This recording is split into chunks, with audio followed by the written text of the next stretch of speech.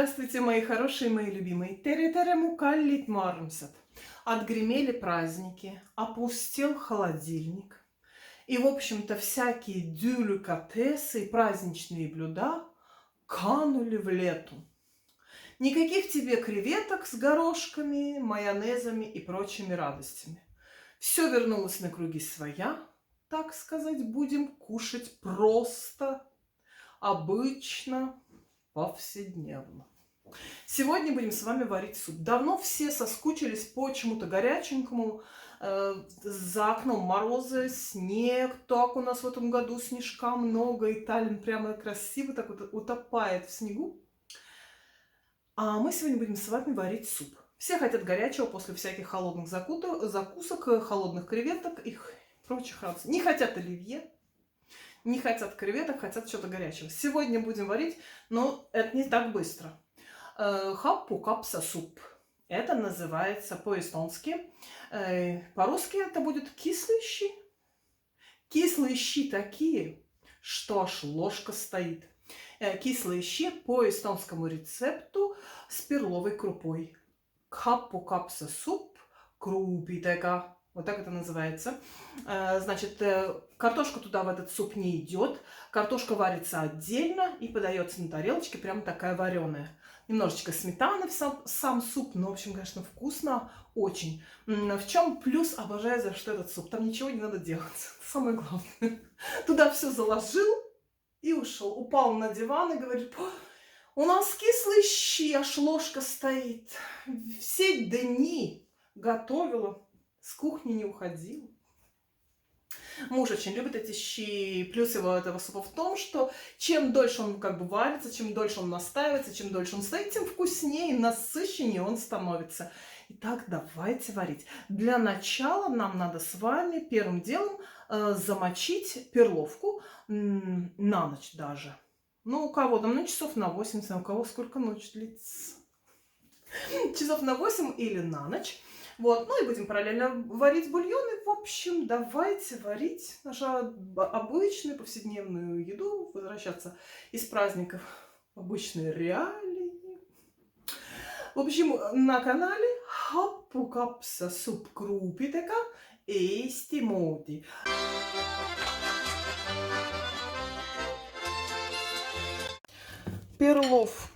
Перловка у нас с вами сухая, мы ее замачиваем. Сейчас промываем, замачиваем. Промываем. Кто в каком порядке. Кто может сухой, хочет погрызть, кто как. Ну вот столько примерно. Я ее сейчас хорошенько вымою и замочу. Ну, замочу, не знаю, на ночь, как бы это называется. Ну, часов на 8. Промыла, замочила холодной водой, пускай стоит. Я сварила бульон, свинину, такую с косточкой и жирненькую. Приготовила, у меня здесь килограмм кислой капусты с полосками моркови. То есть ее не так уж здесь и много, этой моркови. Но так у нас всегда в кислой капусте вот так вот продается. И наша перловка, замоченная на много часов, вот здесь отстояла, отмочила свое дело. Теперь наступает самое очаровательное, за что я этот суп люблю, что здесь ничего не надо делать. Ну вот вообще ничего. Я сначала варю бульон, а потом начинается самое прекрасное. Мы сюда будем класть сейчас с вами капусту, перловку, закроем все это дело и уйдем. Все.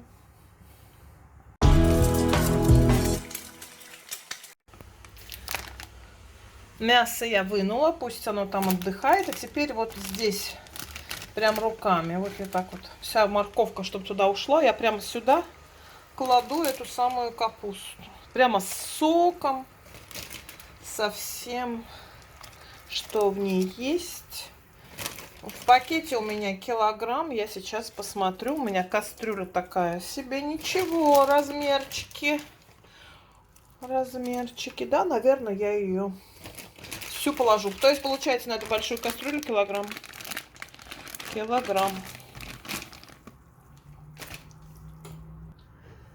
Целый килограмм квашеной капусты с морковкой. Небольшое количество видели сами. Уходит вот на эту кастрюлю. Ну, сколько она? Литров 5. И то, ну нет, да, достаточно. И теперь сюда мы будем класть с вами нашу замоченную перловку. Замочила я ее здесь так довольно много. Посмотрим, все ли надо будет класть сюда. Но этот, на эстонском это называется хаппо-капса субкрупитека. Да, я повторюсь. Так, еще кладем сюда перловочки замоченные. И все это тихонечко начинает кипеть. А я пока почищу репчатый лук. И, в общем, больше ничего здесь делать не надо. И чем дольше он варится, чем дольше он стоит, тем лучше он становится. Прекрасное, согревающее средство для нашей эстонской холодной погоды. Даже не по холодной, такой, знаете, промерзглый, темный. Вот сейчас это очень-очень даже в тему. Не зря этот суп естся и любится эстонцами в зимнее время года. Так, накрываем крышечку и тихонечко на огне у нас будет она вариться. Перловку я, в принципе, положил. Да, я все ее положу здесь. Это ерунда. Это будет очень вкусно. Очень вкусно. Очень. Потому что больше сюда, кроме репчатого лука, еще ничего не пойдет. Потом мы будем отдельно с вами варить картошечку, мыть ее. Отдельно я варю картошку. В этот суп картошка не идет. Мы будем с вами этой картошкой суп прикусывать, так сказать, закусывать. Нет, подождите, все у меня не то на ум идет. Прикусывать. Все. Лук я режу теперь. Лук я режу крупно. Вот он еще там разобьется так. В самом супе пока кипеть будет. Да, товарищ маркиз. Шеф-повара вызывали. Я понимаю, что пахнет кислыми щами. И у тебя уже по усам текло, но в рот еще не попало, да? Да, конечно. Вот и дайте ему немедленно супу. Вот, и еще одну луковицу, 2 кладу. По сути, чем больше лука, тем, конечно, вкуснее. Так, лапы прочь. Ой, как пахнет. И прелесть этого супа заключается в том, что чем дольше вот он так томится, пыхтит, то его выключишь, оставишь на ночь, придешь, включишь. Потом, когда уже можно поешь, его в холодильник даже не сразу я убираю. Вот он так вот, чем больше стоит, настаивается и, грубо говоря, киснет, да, тем это вкуснее. А еще желтой эстонской картошечкой как закусишь. Нет, все-таки слово закусишь мне нравится больше. Так и просится прям. Ой, ну пусть тебе здесь пыхтит. Супчик уже у нас с вами такой дошел. Кладу лавровый лист и в ней его ошметки. Потому что потом нам надо будет с вами его обязательно удалить, иначе он горчит. Добавляем соль и сахар. Сахар обязательно так, что пару чайных ложек. Так, потом надо посчитать, сколько этого лаврового, потом удалю его. Опять у меня ошметки, не попадается мне никак. Целиковый, нормальный лавровый лист. Мясо из супа порезала, положила сюда, и вот он томится. То я его включаю, то выключаю. Как говорится, ложка стоит. Так и должно быть. Думает он, думает, чем кислее, тем он лучше, конечно. Но очень вкусно. Видите, как разварилась перловка, капуста, лук. Все смешалось в этой кастрюле.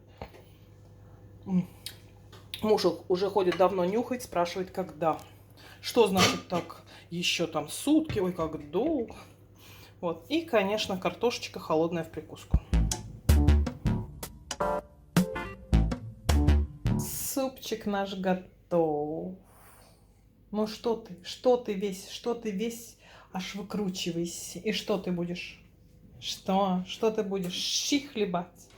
Щи хлебать и картошкой прикусывать? А, да, уже лапы моешь перед едой, да? Что и телефон тебе, и вот да, так вот зрителям, вот так вот к зрителям, да. Скажи, погладьте меня, пожалуйста, мор.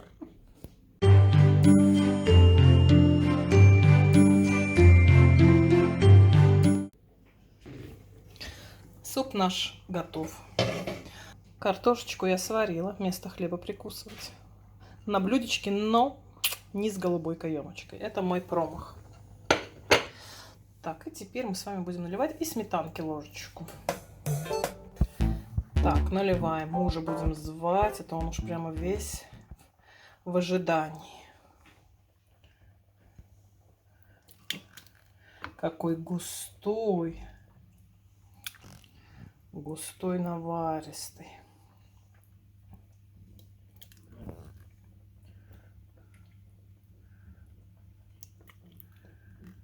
Вкусно.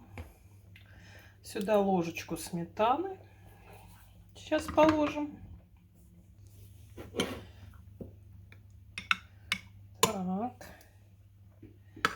Ну и все, и можно звать. И картошечку, конечно. Картошку я сервирую рядышком на тарелочке. Шлепнула картошечку и готово. Вот. В общем, приятного аппетита всем, кто варил со мной. Подписывайтесь, пожалуйста, на канал. Ставьте лайки, не забывайте. Всего вам светлого, доброго, вкусного. Для согрева можно и супчика. Да-да, в такое ненастье, в зимний период. В общем, подписывайтесь на канал. До завтра. Пока-пока.